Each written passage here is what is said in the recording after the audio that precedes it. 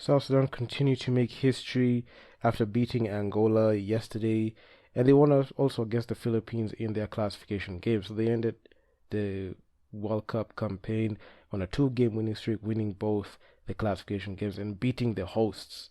So that was actually a very good sign. And in this video, we'll be talking about the Philippines matchup and the Angolan matchup. In the video I made earlier, I released it. I was just talking about like the excitement that I had looking at the way South Sudan were playing, which was it was so inspiring to see a team that started off like 2 years ago. There was no much expectation of that team, and right now I can say that the biggest winners of the FIBA World Cup. Not only did they showcase their talent in the biggest stage, but I also grabbed a ticket to the Paris 2024 Olympics.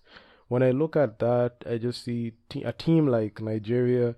They didn't even notch a spot there in the pre Olympics. They this is the time that they didn't even make it. And South Sudan, you're just seeing they're just getting fast tracked, and they're in there. Their coaching staff has been exemplary. Or the management, Coach Lul Deng at the helm, Roll Ivy, the stars in there. Winning Gabriel, he came from Lakers, he played there. You've got Dr. J. Khalid Jones. This guy has been balling out, sensational. And also Nuni Omo, the reigning and defending BAL MVP. So their contributions were seen all across the board, especially in the Philippines matchup. The Philippines didn't stand a chance against South Sudan.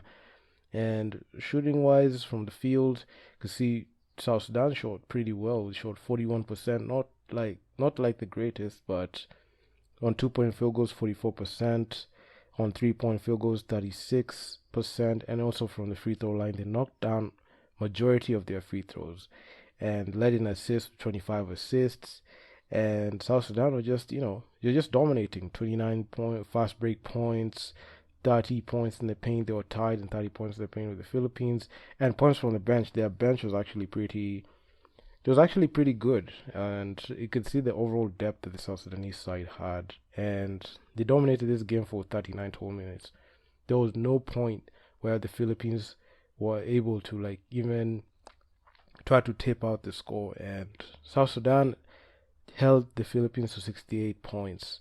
And this was actually one of those games that when I was watching, I just felt like South Sudan just had the upper hand from start to finish. And winning Gabriel, 24 minutes played, 11 points, 12 rebounds. He had a double double of his own. Got Mariel Shayok, 12 points, 24 minutes played, 36% shooting. Majok Dang, 13 points. Khalid Jones was that guy. He played heavy minutes, like 29 total minutes. He played more minutes than anyone on the squad.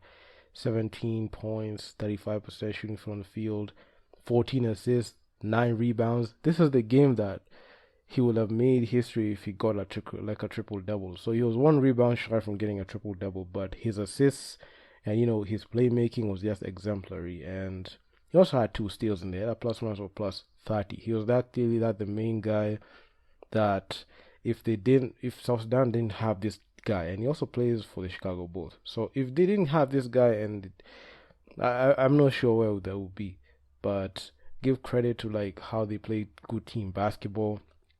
It was necessary for him to be there and also ball out, and also had winning Gabriel. He had a double double of his own. We have not seen him like a lot in there, especially. And also Nuni Omot was also there, 13 points, 42% shooting from the field, 3 rebounds, 3 assists, 1 steal, 1 block. Just taking over. The reigning and defending BAL MVP was there in Nuni Omot. And man, I mean, it was just an awesome game to see. And when they won this game, I just saw the momentum. They're just saying, we just win one more game so that you can be able to like go ahead and just continue to make history. And they continued the same fray, and they won against Angola 101-78. I've never seen Angola get so dominated like that, and they just didn't look like they had a chance in there. And there were only 2 lead changes, and they only happened in the first quarter. And South Sudan, I mean, they just kept on, piling up the points. They had the 23 points, which is their biggest lead. Only 2 lead changes. One time this game was tied, and South Sudan just put the hammer down. Points in the paint, they led with 44 points in the paint. They really dominated. Fast break points with 28. points from turnovers, 18. And in the assists as well, you could see Khalid Jones' hand because South Sudan had 26 assists and a record 9 blocks in the game.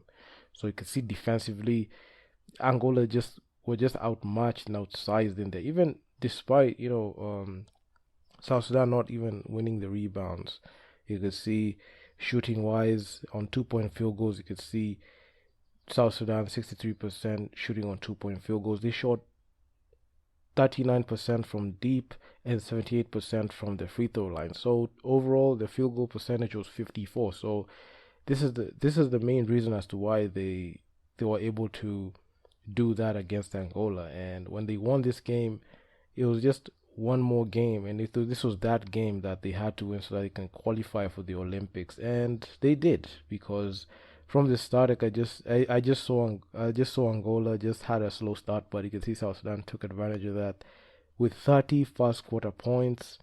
In the second quarter, both teams were tied at 23, but the damage was already done because in Q3 was just a 2 point differential between South Sudan and Angola. South Sudan 20, Angola 18. But in the fourth is just when South Sudan just put the hammer down and they were able to like come out with the win.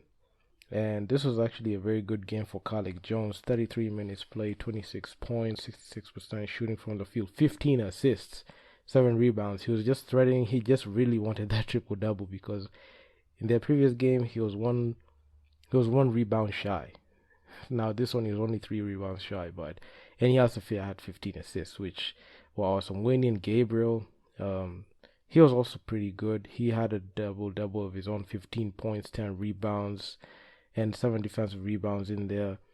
So he was good. He was great. Then Nuni Omot also showed up scoring wise, 23 in 23 minutes played, 17 points, 66% shooting from the field, very efficient, especially on 2 point field goals.